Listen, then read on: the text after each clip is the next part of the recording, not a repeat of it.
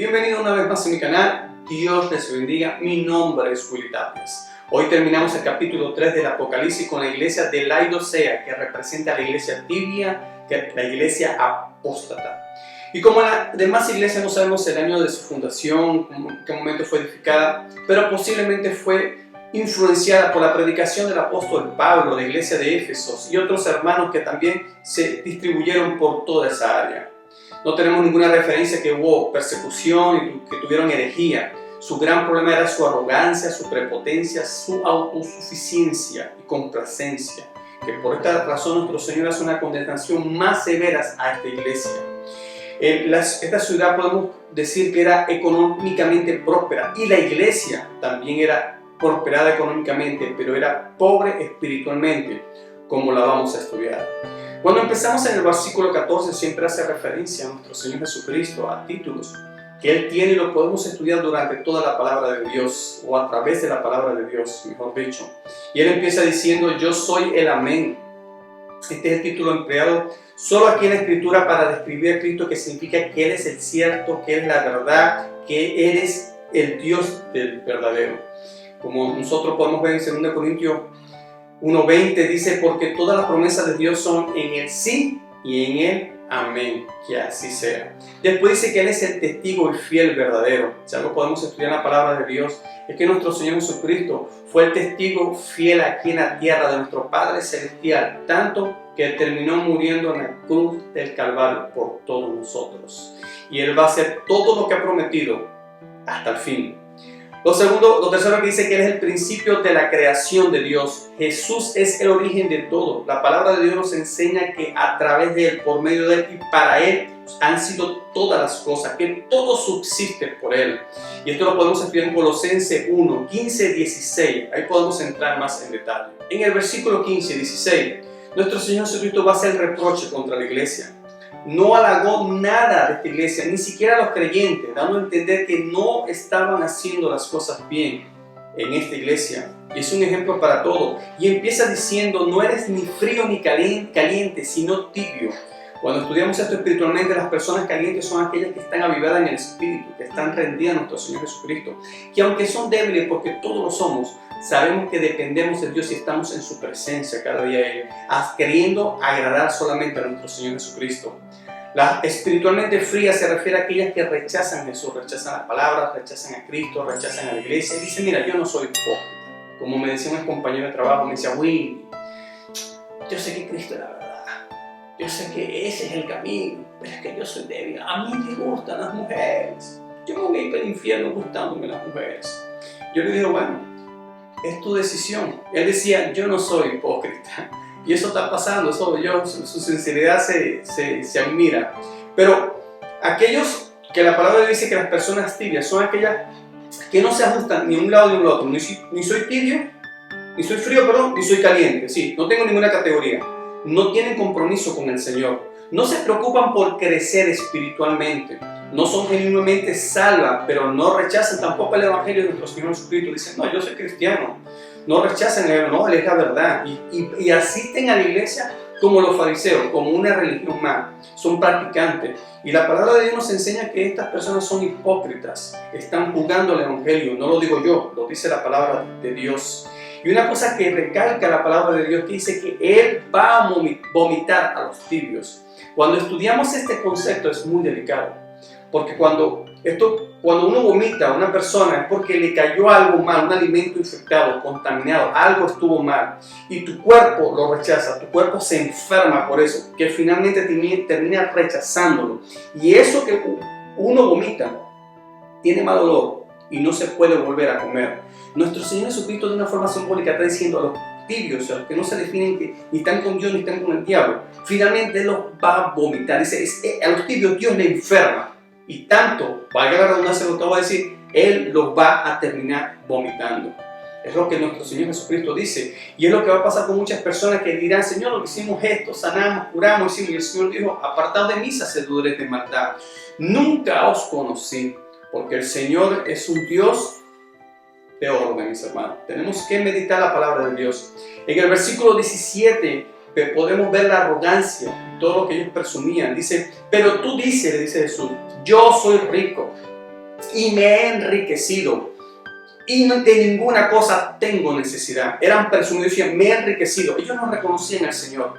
Ellos no reconocían la gracia de Dios. Ellos no reconocían el favor de Dios. Ellos empezaron a decir, yo soy autosuficiente. Y empezaron a tener una falsa sensación de seguridad en su vida. En un momento quizás empezaron a depender de Dios, pero a medida que empezaron a prosperar, ellos pusieron su esperanza, su amor, solamente en la riqueza. Y se olvidaron que lo más importante era el reino de Dios.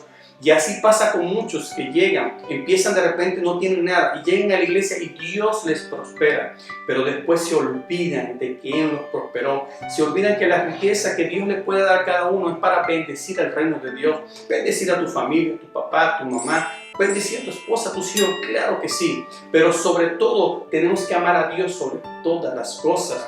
Y el Señor le termina diciendo que eran unos desventurados, miserables, pobres, ciegos y desnudo. Así lo definió nuestro Señor Jesucristo. Palabra fuerte. Si hoy en día una iglesia, sé que las hay, reprenden a sus miembros por el pecado, muchos se van a sentir ofendidos. Pero aquí nuestro Señor Jesucristo nos habla muy claro, y a esto es que nos llama nuestro Señor Jesucristo. Muchas veces tenemos que ser reprendidos como lo hizo con la iglesia de Laodicea. Así que le da el mandato.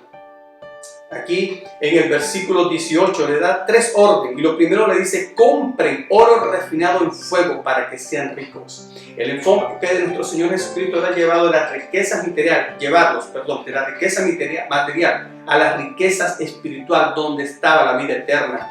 Y como dice en Isaías 51:1, dice: a todos los sedientos venid a las aguas, y a los que no tienen dinero venid, comprad y comed.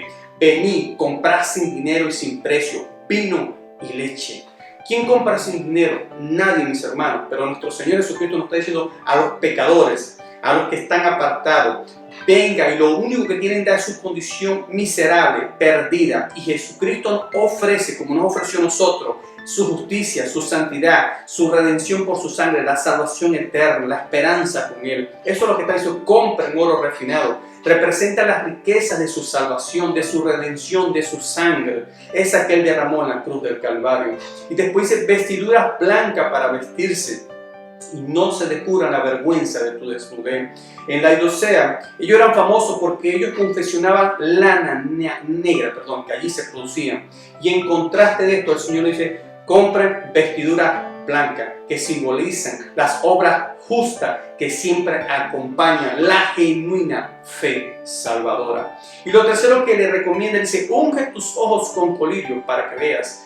Ellos estaban ciegos espiritualmente.